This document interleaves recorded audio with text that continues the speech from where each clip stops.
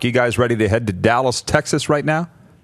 Yeah. We got Let's do it. With us the Manny Show, number 84, Emmanuel Arceneaux, joining us on this Football Friday. There he is. Good morning, Manny. Happy holidays.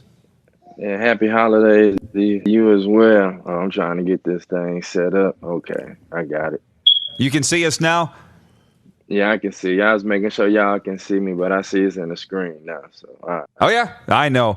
It has fooled the best of them. Manny, how has your Christmas been, by the way, in Dallas, Texas? Lots going on down there, sports-wise. It's been fun, man. Had my first Christmas, in a new homeowner now, so I was able to have family come into town, and my son was able to open up his gifts and just enjoy. So this probably was the best one I can say within my 30 plus years of celebrating. That's good to hear. Hey, should we ask him some questions too? How does your son feel about your first season with the Saskatchewan Roughriders? That's what everybody wants to know. Hey, well, I know for him, he enjoyed just the atmosphere, man. My wife was telling me how he'd be in the stands with his little towel, swinging it around. So just being out there around the folks, I know he understands for sure. So that worked out well for him. How did it work out for you, most importantly, though? I asked that somewhat facetiously. Did it meet your expectations, Manny? Because it looked pretty good from where I was sitting. As far as the fanfare, man, and everything that was in Regina, it was state-of-the-art first class, but I just think more so for me was the expectations I had for myself and how I play the game of football, wanting to be able to contribute more and do the things that the Manny Show do. But for whatever reasons, not being put in that position too, I think that was the one thing I say that kind of, I would say, bothered me about my 2019 season. But being able to help the guys grow and mentor the receiver room and see the turnout, that was a plus for me. That was the biggest thing I can say that I enjoyed from the season as well, besides the fans and how crazy the atmosphere is out there. Well, you waited for your opportunity. You made the most of it when you did, which we were told that's what you would do. Now, let me ask you this. I assume all those years in BC, you must be friends with Geroy Simon. Has Geroy kind of mentored you or counseled you? And you are an older guy, and do you have different things to add now than when you were a young guy?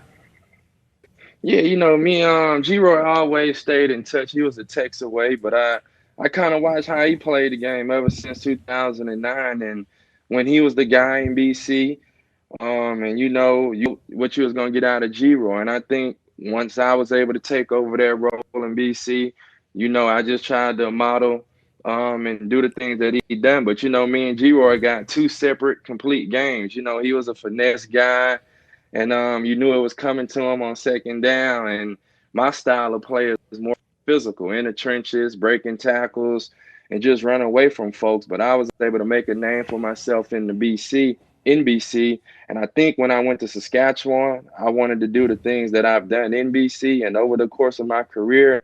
But with those things being limited, I think that was the hardest part of just coming to grips with when it come to football, just being that big play guy and wanting to be that guy. But Geroy always stayed in touch, and a lot of fans kept mentioning how we had similar paths. So I guess that's why so many people thought a Grey Cup was going to come to Regina this year, because they were just saying how Geroy's story was once he left BC and came over to Regina. John Lynch here, Manny. Geroy Simon had a great year, the Grey Cup year 2013. He was spectacular. We're going to have the Grey Cup in Regina again. A lot of talk about it already. The Riders are favored to win it, I guess, in some quarters. And certainly you're considered to be one of the key people on that team. So looking ahead now, can you get enthused about what we've done with this team going into the year? Man, one, they got them a good quarterback in Cody, man. I watched the guy all the time we was in BC together, just being behind Travis and actually getting an opportunity this year. And I told him, man, I was proud of him because I seen what he done with it. And he kind of reminded me of a Travis Lulay that sat behind you can say a Buck, a Jerry's, a Casey Printers. And once he got the keys to the car, he took off and never looked back. So I think by them having that QB in place, it's going to be big for the organization, and it's plenty of pieces around it. It's just guys coming together and playing together, because I think one thing that hurt us was that we relied so much on talent. And when games get tough and you face a little adversity, man, it all boils down to mental toughness. And I think that's what the veteran Manny show gets from the game, is that it's all mental, man. It really don't matter how big, fast, and strong you are. It's, can you think when it's crunch time, and does the game slow down or does it speed up? But I just think once guys just develop that mental toughness, man, it can be plenty of championships that can be there in Regina with the Saskatchewan Roughriders, because that's probably one of the most talented rosters and teams I've been a part of within my 9 years of playing up in the CFL. Well, here is the $64,000 question, Manny. I've done an interview or two in my career. You've referred to the Riders as they several times. I would prefer you were referring to them as we. Are you planning on being? Are you planning on being part of this team? Manny, I'm not under contract. I'm not under no contract with the Saskatchewan Roughriders.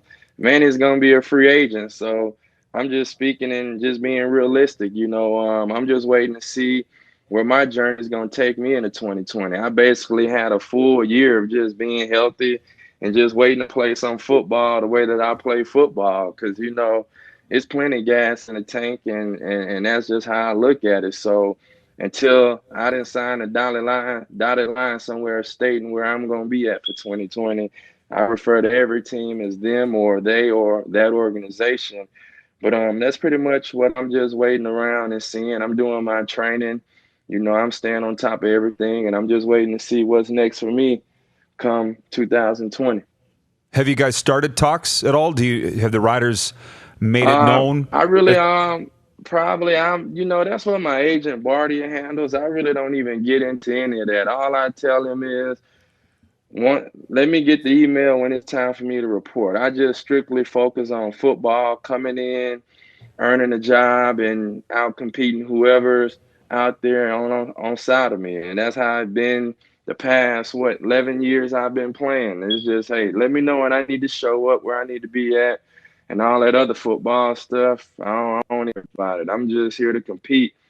So I'll probably hit them up after New Year sometimes, or once February get here, and see where we stand. The fans want you back. I'll tell you that. The fans want you back. Does that mean anything? They're a big play performer. Hey, it mean a lot. Hey, it mean a lot, man, when fans support you. But look, I would love to go back.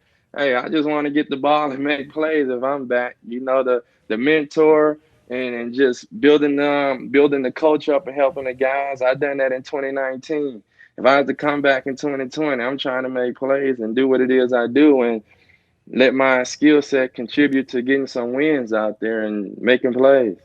Do you think this football team, going into the year, as you look at it right now, has a good chance of winning the Grey Cup?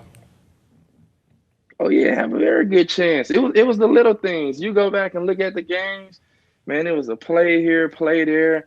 But more so, I'm telling you, man, that's a talented locker room. It's just the small things, the attention to detail, and having that mental toughness, and knowing that games don't have to be close, and some you just got to grind it out. Like you take a Winnipeg team that won it, man. It's like they just was able to grind those games out and stick with what works for them. And I think it's a pretty good team out there in Regina, man. It's just the little things, the little things. Look, Manny.